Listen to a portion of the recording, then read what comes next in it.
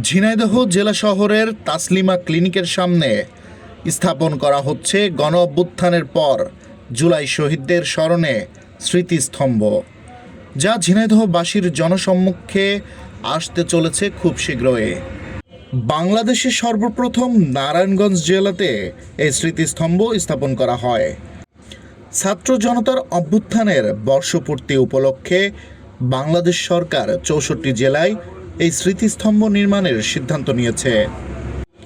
তারই ধারাবাহিকতায় ঝিনাইদহে স্মৃতিস্তম্ভ বসানোর কাজ চলছে।